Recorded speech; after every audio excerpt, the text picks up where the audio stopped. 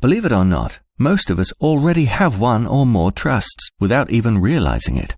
A typical example would be a family home, which is jointly owned by mum and dad. This means that they're both entitled to all of the net value of the property. Joint owners of a property or bank account have to follow certain rules. For example, one owner can't just sell a jointly owned house without the agreement of the other. And when one owner dies, the other owner automatically becomes the sole owner of the whole property, despite whatever might be said to the contrary in the deceased's will. So how did trusts start? Trusts have been used to protect people's assets since the 12th century. When a knight went off to fight in a war, he would pass ownership of his lands to a trusted friend, with the lands to be handed back on his return. Often the friend went back on his word, refusing to hand ownership back, as under English common law he could claim the land was legally his.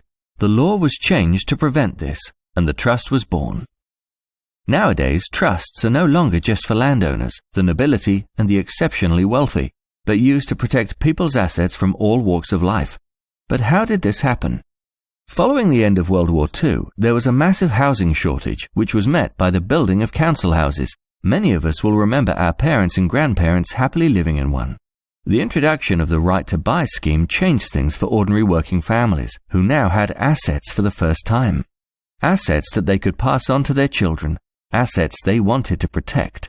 This remains the case today. With more people owning their own homes and even second properties, using trusts is the best strategy for those looking to pass these assets on intact.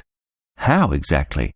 Well, although the trustees are the legal owners of the assets inside the trust and make all the decisions, the money has to be used according to the rules you set out for them to follow. Today, trusts have many uses and are not only great for protecting young dependents and vulnerable beneficiaries, but can stop unintended parties getting their hands on your money after you're gone.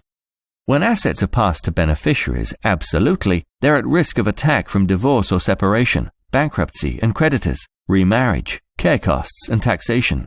Simply setting up a trust will help protect your hard-earned money from any such attacks being made against your chosen beneficiaries, no matter what their future holds. So before you ride off into the sunset on your trusty steed, be your loved one's knight in shining armor by setting up a trust today.